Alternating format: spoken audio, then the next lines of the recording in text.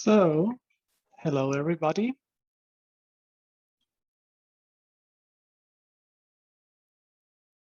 I see that 64 participants are still with us, and it's been a wonderful 3 days, but everything has to come to an end, even this wonderful symposium, Living Through Touch.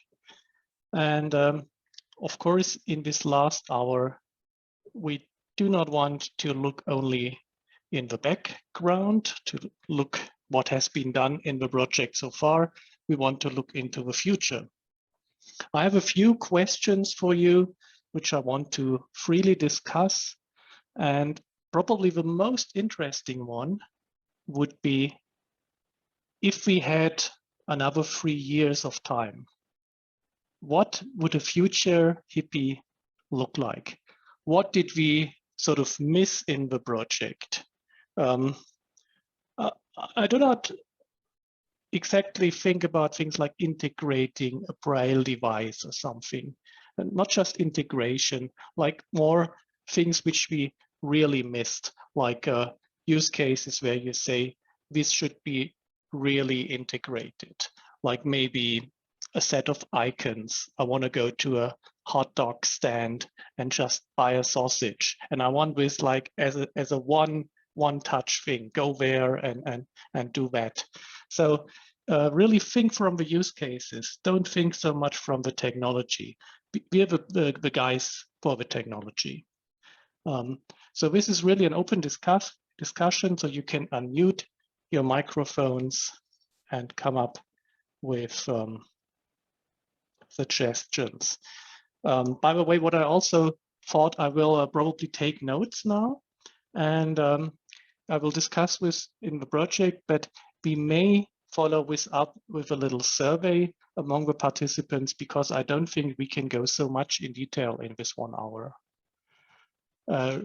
Rita and Russ, you wanted to say something? You're raising your hand. Okay, can you hear me? Yes. Yes. Just one thing that comes to mind. I think this has really been a starting point for something that can be expanded for smart clothes in the future, because there's many aspects here I could see that could be developed in much more sophisticated way, perhaps. Maybe the technology is not available at the moment or is in the process, I don't know. But what I've seen is a potential for many applications, not just for deaf blindness, but also for other areas of client groups. Dementia, Alzheimer's particularly, and even learning disability. It could even be used in a teaching or health setting. One of the things that I miss before my vision went in 2015, I used to do a lot of flight simulators and flying aircraft and this sort of thing. And it'd be nice to wear a smart vest or something so you can have a whole experience of what it's like to fly an aircraft or go into space, things like that, you know? Little things. That may sound ambitious, but I think this has also wider application, because it's not just for disability. It could have a wider application to the commercial field. And I remember listening to Microsoft saying how much they look for the commercial abilities here. And maybe one way of trying to involve the companies like Apple and Microsoft to take part in that, but there could be spin-offs for areas of disability as well. And it's whether we can sort of shape it into that way. I don't know. It's just a thought that came to my mind. As a musician, I can see many aspects. If you're going to some visual performance, I miss what's happening on stage. If there's dancers, if there's people, or even an art statue, a picture. If you look at a picture, what is that picture portraying? It'd be marvelous to have that information portrayed through some sort of vest in some way. That's an idea. Thank you.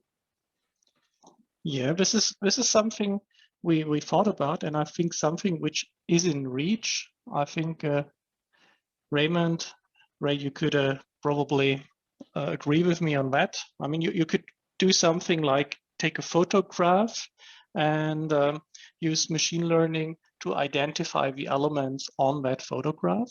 And then, of course, the challenge would be, how do we communicate these? So we are still in the area where we sort of quickly communicate stuff from the outside to the person with deaf blindness. This is, I think, the area of semantics. This is something where there's a lot of room to growth, because we do not want to convey simple letters or something, and we do not want to sort of reinvent Braille or something. It should be a quick system. Yeah, I'm happy to say a bit on the technical front. Sadly, Panos from CERT, who has looked after the visual analysis elements, I think he can't make this session. If I'm wrong, Panos, put your microphone on and chip in. But I will say a bit. Certainly, virtual reality is an area where there's lots of interest in haptics. I mean, it's hard to know how much of that will be a fad or a trend that will eventually disappear, but certainly there are lots of haptic garments that are being developed that are intended for gaming activities or training activities. So that's a potential area that we could explore. One of the challenges, I think, is that with virtual reality, you often want to recreate an experience. And you can imagine if you're flying, for example, then you could give people, we could communicate a certain amount of direction information and use this in a game. It wouldn't recreate the sensation of flying, because clearly you would have the forces as you accelerate and decelerate. You would have the tilt and so forth. Indeed, there's a very impressive driving simulator at Leeds, which includes an actual car that gets thrown around as you try to steer it to give you that haptic sensation. But I don't know, Russ. Maybe we should see if we can get you along to give it a try, and you can experience it and see what the haptics feel like. But I think we've been communicating information, so in the form of haptograms, directions. But it's also true to say that we could use the computer vision to analyze things that are in front of us. But I think we can also differentiate between known things and unknown things, or new things. So in much the same way that we can recognize a face, this is a person, we could also recognize a particular person. But when it comes to the cultural side, things like museums, performances, it does also strike me that there's no reason why we couldn't encode a certain amount of information in things like a QR tag. Actually, and Nazreen, you were sharing with us from CSUN this year, I think there was some computer vision tag that was being used for similar purposes, where you might have an encoded sort of description in haptograms, for example, of a particular work of art. And this maybe ties in with a question to Nazreen. I see a question: how do you foresee the use of apps in the future? Yeah, maybe something like a specific download when you enter a certain building. Like if you enter the building, you get specific icons or specific phrases which describe this building, or if it's a museum, the objects within that building. So that would be something which could easily be implemented in the HIPPY once we have a bi-directional communication system. But Nazreen, this was a question for you. Thank you. I'm just writing a lot of messages to everyone to turn on the cameras. So yes, you shouldn't ask me these questions because I have a wild imagination and I will have a very futuristic wish that everything is possible. So, but there are some new calls that are coming up that in fact would make this possible, would give us room to create other applications, for example, interaction with cultural heritage. So you could, for example, feel them in a different way. It could be multisensory representation of everything. And some of these multisensory representation can be created by, for example, AI and deep learning, but some of them, it could be interactive. So the users themselves can add their narratives, their own voices, and their own different stories to the same object, or represent them in different ways. So I think I let other colleagues to come in and comment, and I work in the background. Thank you for the question. I think Femke has something to add. No, just something completely different that might be interesting for the future that I would dream of. So if that's okay. With the same mindset as you, Nasreen, everything is possible. But what I noticed that with acquired deafblindness, people just assume that the whole tactile sense is being activated and trained and, you know, accessible. And it isn't. That's what I notice among a lot of my peers and a lot of friends who are deafblind. And then I'm talking about acquired deafblindness.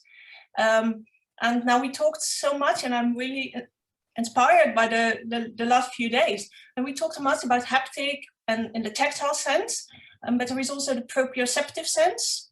And what I really would love is to create a wearable or assistive technology for deafblind people, and I guess not only deafblind people, to train their proprioceptive sense and their tactile sense. Because I truly believe that if those two senses are being trained and activated, it's not only making the whole suitcase, all the outcomes and the prototypes more accessible, but it's also even more basic. It helps you through your daily life, because of my deafblindness, I'm all the time in my head, all this mind mapping, all this, you know, thinking about what could happen, who could be near me, where the tea could be put on the table. So at some point during the day, I just lose my body and I'm stuck in my head. And if we could create and use technology to, you know, activate your body awareness and your proprioceptive awareness, I think that would be a great help for a lot of acquired deafblind people in the world, and probably a lot of others as well. Yeah, so that ties in nicely with the area we've been working in Offenburg, the gamification and the training. I guess we should really sort of stress the importance of this tactile communication. Femke, you say so much is going on in your head. So it would be interesting if you could learn like a basic vocabulary of 50 or 100 words, which are only communicated via the hippie, like over sensors on your back. And you would also only communicate via your hand, via some kind of device to sort of get the thoughts more out of your head and into your body. What do you think would be a realistic number of entities for you to say, yeah, this is still handleable, this is something I can learn easily, instead of sort of spelling them out in letters? Yeah, but it's not only about learning, it's also about I mean, learning is coming behind. It's just before that. You need to be present in your body to really be able to fully, you know, it's like if you're full in your head, you're walking on the street and you don't notice the passerby, you don't notice the bird singing, you don't notice all that things. And I believe it's the same with the tactile. If you're really in your head, you can not feel it as to the max as if you're, you know, having this strong body awareness. So for the future, could the SUITCEYES team create something that also helps you to not learn, but to get back into your body and de-stress and, you know, here is where I am, you know, bring the attention back to your physical being. It's very easy, but then it's not easy. Yeah. Yeah, of course, you can sort of describe the outside world, like if you were walking through an area. So what you would like something like an environmental stream. I see a young boy passing by. I see a number of trees. Is that what you're looking for? Would these be the kind of information? Because wind is something you can sense on your skin. Smell is something you still have. So it's primarily the visual information which could be communicated. Or do I get you wrong, Femke? Yeah, I'm sorry. Yes, that's not what I mean. I mean, it's even more simple, more basic, like the way blanket, you know, the heavy blanket put on children to make them at ease. Because of the weight, they kind of relax. And this is something I think is very valuable for deafblind people as well, or could be valuable. And I think with assistive technology, we could create more for that. But just to give you, I'm a yoga teacher. And when I teach deafblind people, they always tell me like, oh, this is good because I now can feel my body again. And it's not only deafblind people who say that, but it's, you know, going with attention to your body. Now, for a lot of deafblind people, it's difficult to go somewhere. So if you could create a wearable or something technical that could support them in this kind of exercises and like bringing them back into their body, this is a whole new field besides the learning environmental information. So it's really thinking about anything is possible. And this is actually an interesting area, and it's not that difficult because we are, for example, using gamification in rehabilitation training, which is extremely boring. You got to do the same movement over and over again because you broke your arm at some point, and it's easy to make games out of this. So there is a whole range of movement games available, which could be enriched. Actually, they are called exer games, a combination of exercise and gaming. Myrte, you wanted to say something. Yeah, I just quickly wanted to respond to what Femke was saying, because I wanted to ask you, do you think it could be as simple as, there's this method called body scan, where there is this audio description that tells you, put your focus on your toes, put your focus on your knees, etc.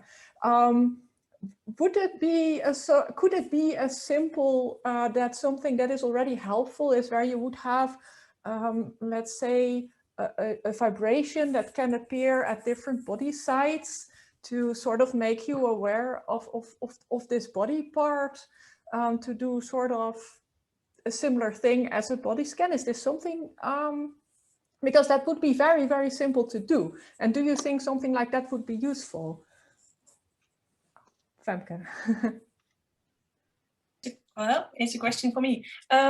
Yes, I think it's not difficult. It's just not an area that gets a lot of attention so far when it comes to deafblind people. So yes, and then you could think about vibration, but in this case, I would also think about pressure, because pressure gives another way of perceiving it. I think Linda has had her hand up for perhaps a follow-up question.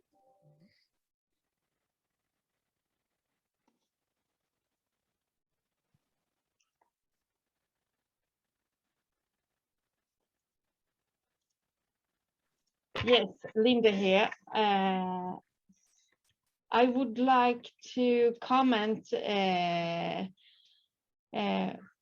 something we talked about right now, and then I have a comment on other aspect as well. It was very interesting what you said, but what I'm really missing is what you talk about right now, what Femke are saying. We really need to look into if something makes a difference or not. Does it make a positive or a negative effect on our lives? If some people with deafblindness can get access from something from this project, we need to assess if it's a good outcome or not. We need to test out very different things. We need to test them in real life to see whether or not it's a good result or not. And then another aspect, I have during these 3 days, I have a lot of thoughts, and something a lot of people over and over have said is how can people with deafblindness get a hold of the aids there that exists. We have had heard of very different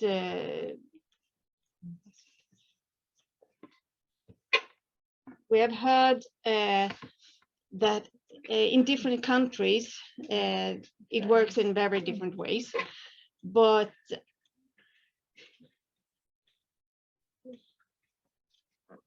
it's none of you that said, of course, the person with deafblindness gets whatever aid it wants. That's a future vision for me. And I have the same question again then. If a person with deafblindness can get really what technical aid it wants, vad är det värt för samhället? what is it? If the person with deafblindness get exactly what she or he wants, what is that worth for society?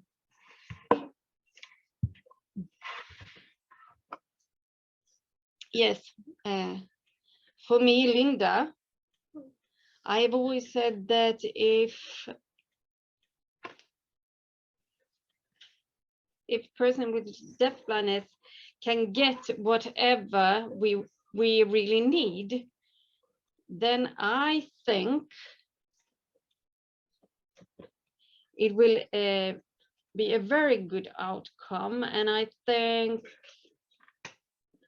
in the end, the expenses won't be that great, because we're always told it's too expensive. Who's gonna pay for it all? But I think if I get what I really need, I think that we can contribute to society and pay back to society more.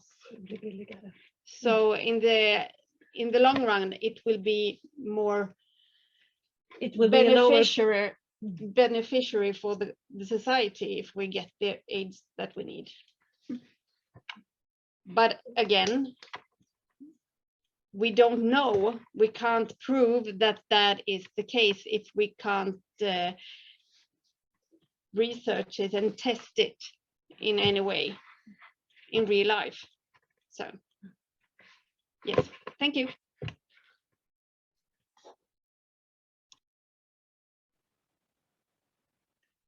Yeah, that was quite a long input.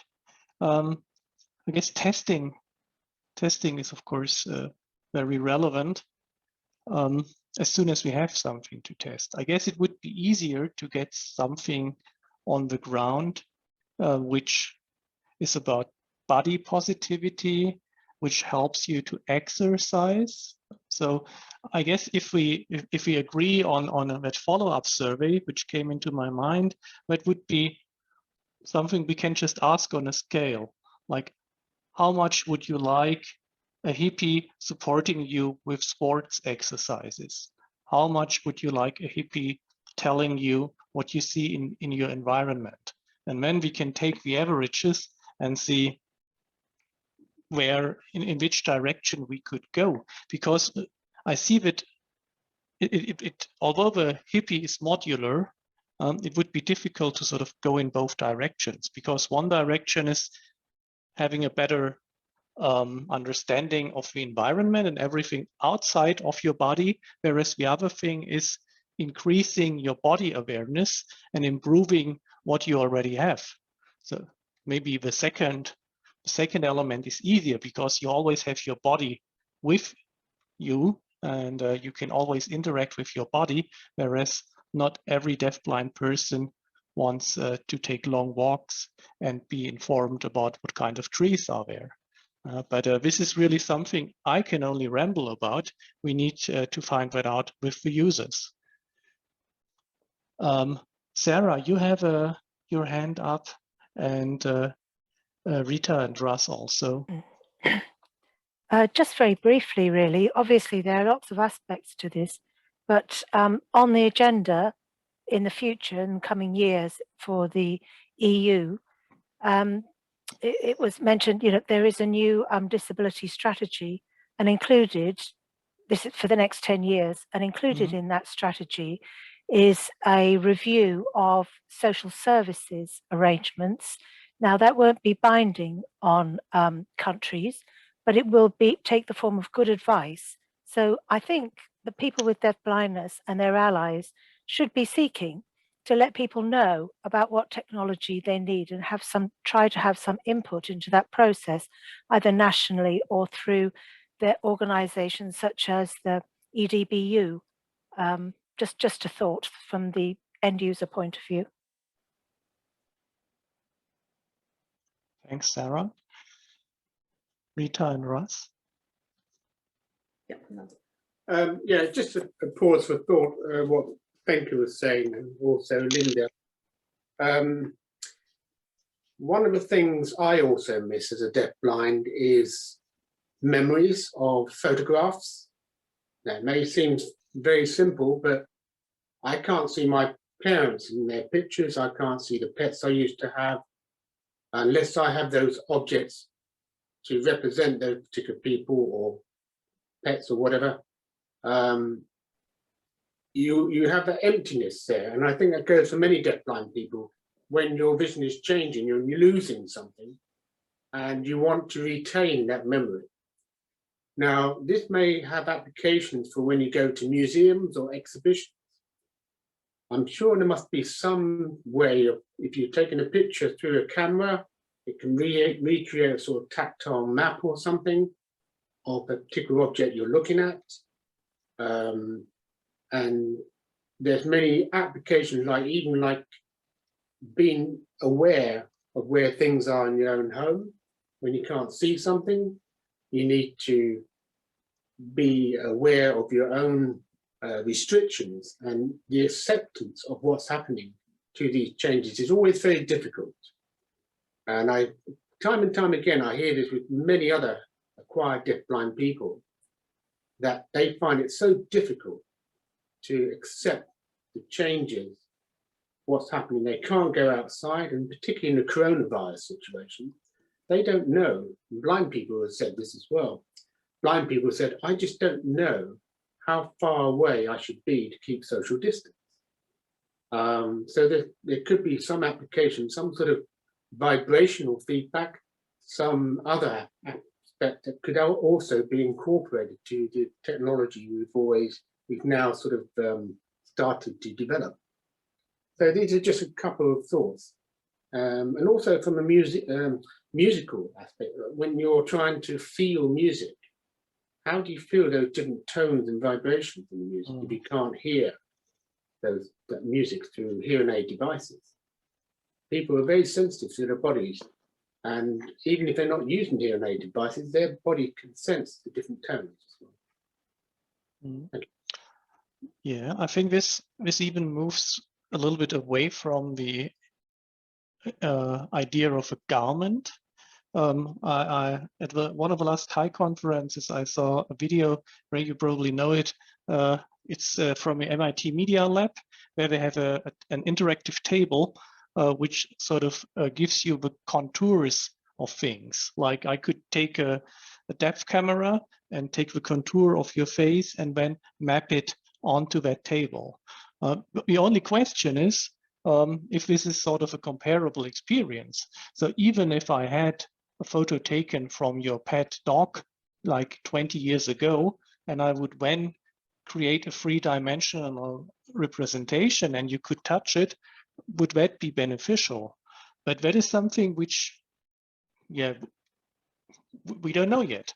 This is something we could try, because it is feasible to do that. It's probably quite some time before this will be in the consumer market, but also in the gaming industry, having things which you can touch is a big issue, and more devices are coming out which sort of have internal ways of moving themselves, like the controller coming towards you and resist you if you try to press something. Like it's not easy to press that. There's a resistance against your thumb, and I think we can work on that and develop that further. But that would be more like an interactive device, like a TV for deafblind persons, kind of.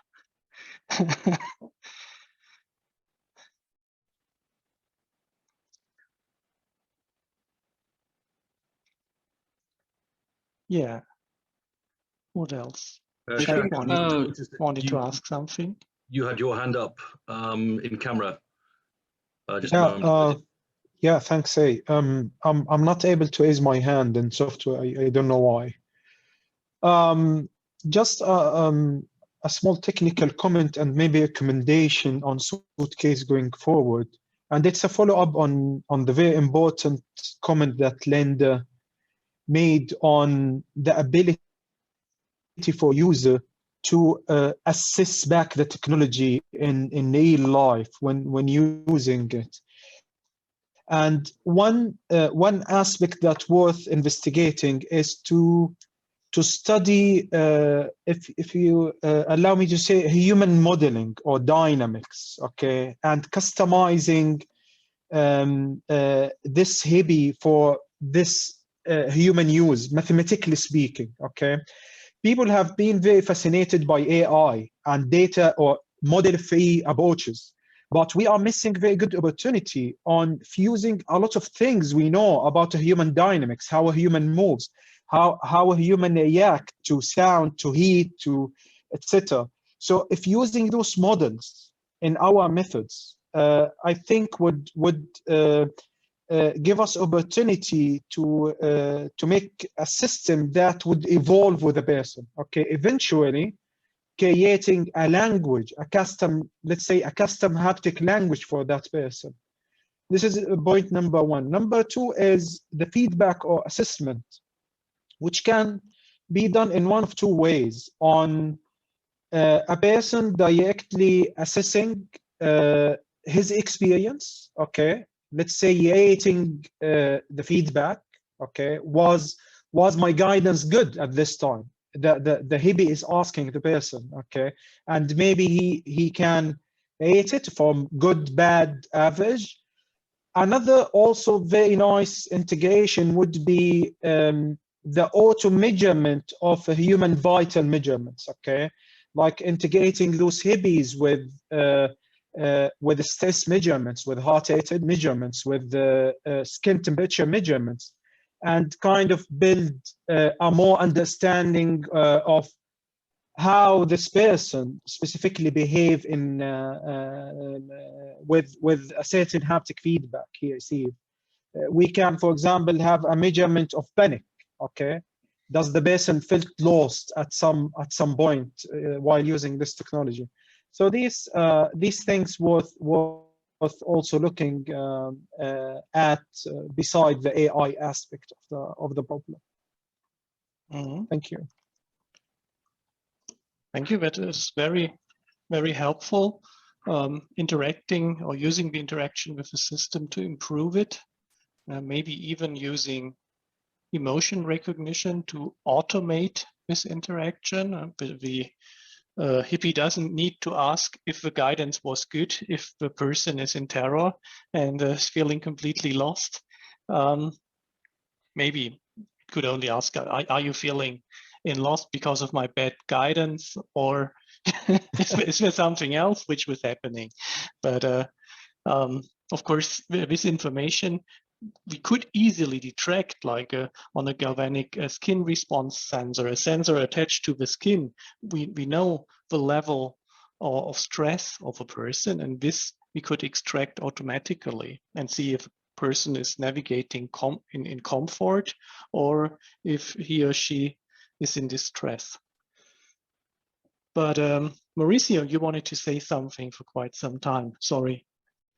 Yes, thank you. But I think actually Linda had her hand up even before me. Linda, sorry. Okay. Linda?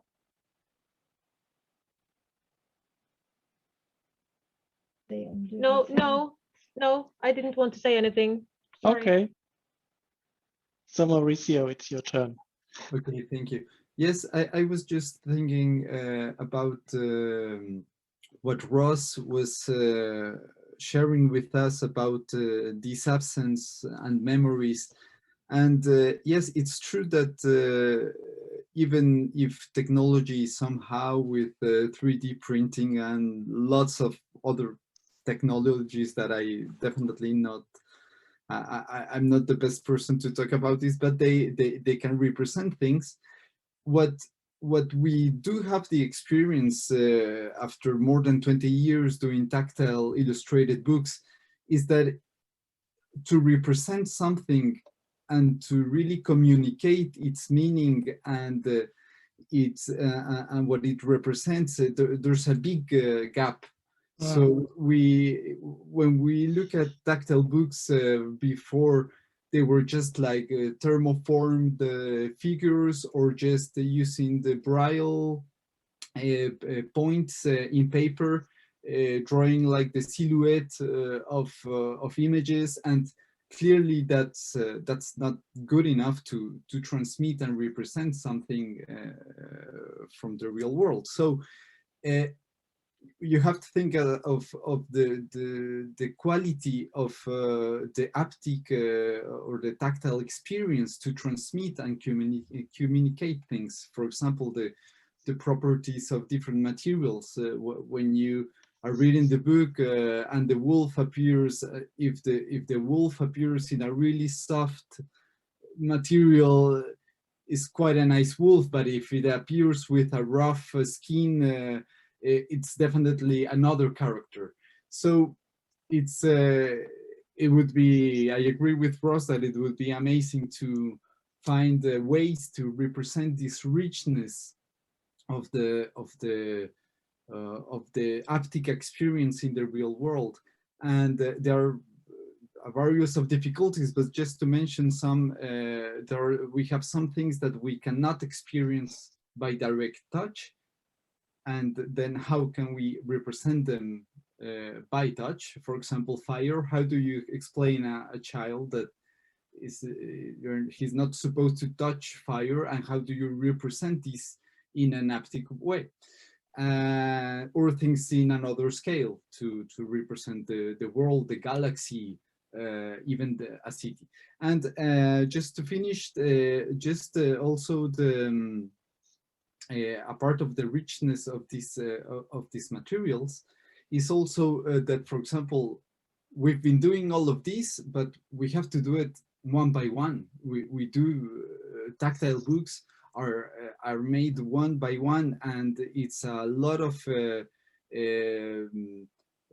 manual work that, and we haven't found really ways to do it in a real-time fashion, or to do it in a more mass productive way. So these are the kind of questions that you face when you want to represent reality in a more rich, tactile way. Thank you.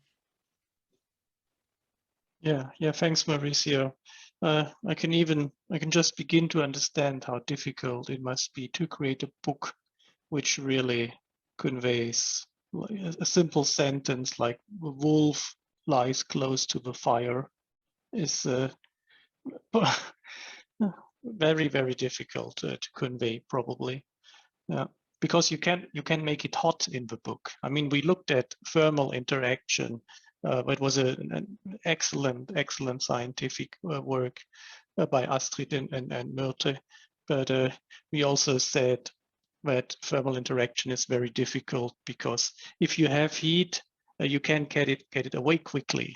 Like if you want to say something like, he moved out of the warm living room into the cold, you immediately need to make it cold. So you cannot wait for an actuator to cool down. It should be cold immediately. And that's the problem with communication via thermal elements. It's simply not quick enough.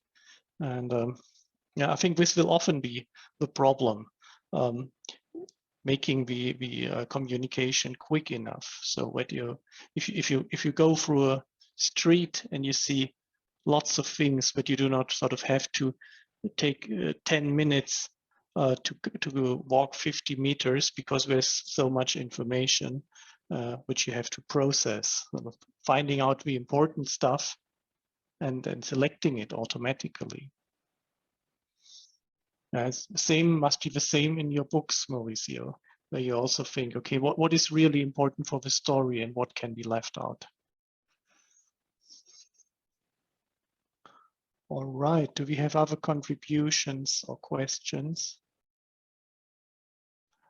Nasreen, I guess you're talking, but we're not hearing you. Yes, I'm just saying that we are running out of time, so maybe we should conclude here. And I would like to say a couple of final words. Thank you, everyone, for being here for these 3 days of symposium. It has been really very interesting for all of us involved. And yes, let's sum up and see what we have done over these past 3 days. Not many of us are left here, but if you are wondering, there were more than 400 people who registered for this symposium, but of course not everyone could be at every session. So we were between maybe 80 to 130 at each particular session. Some of the participants actually were a few at the same location. So yes, quite a lot of people were involved. And of course, you might have noticed that we had around 60 participants as speakers or panelists or contributors to the different sessions. And it has taken quite some time to organize all of this. We had people from 15 countries in the panel, and we had people registered from 39 different countries. So I think this has been a very good forum to reach quite a broad audience. And the idea behind organizing this symposium was to first to disseminate our results, which we dedicated some sessions to. And then we wanted to also make connection with policymakers and decision makers to discuss some of these issues further and hopefully promote further actions in those areas, which we have done by including quite a few such policymakers and decision makers in the project, in the symposium. And of course, having had so many people register, even if some of them might have not been here, they would have heard about this symposium, and we have all different networks, so we are spreading the information about the issues of deafblindness. And we of course wanted to also initiate a conversation what should happen after the project, because we are now just a short time at the end of June we finished this project, and I hope people will follow from where we will leave off, and other projects will come up, and we can pursue some of these activities further.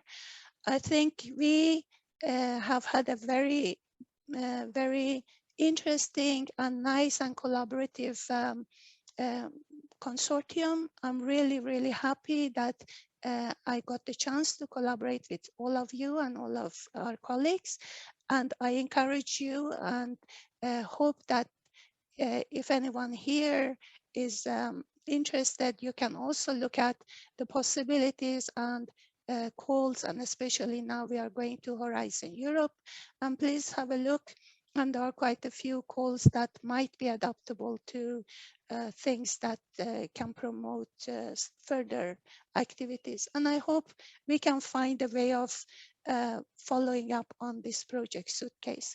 I realize the time is finished for us, and thank you very much, all of the interpreters. You have done a tremendous job. You have put up with our glitches, and very good job. Thank you very much, all of you. And I like to also thank all my colleagues. There have been quite a lot of people involved in organizing this symposium, and I especially like to thank Arthur, who has been in charge of the technology, and also Jonas, who has been incredible helping us, and he's not even part of the project and still. So thank you very much, everyone. And for those of you who like to have a little bit of more conversation, you can just stay on and we continue in a mingle. And of course, we let our interpreters to have their rest and they can finish here. But if anyone else wants to continue this conversation, please stay on for maybe 15, 20 more minutes, and we can all move to from attendees to panelists, so we can all communicate without needing to just write in the chat. So see most of you in a minute, and thank you everyone. Thank you for these 3 days. We will follow up with some emails, and hopefully you can give us some feedback on this, and I hope we keep in touch, and yeah, see you again.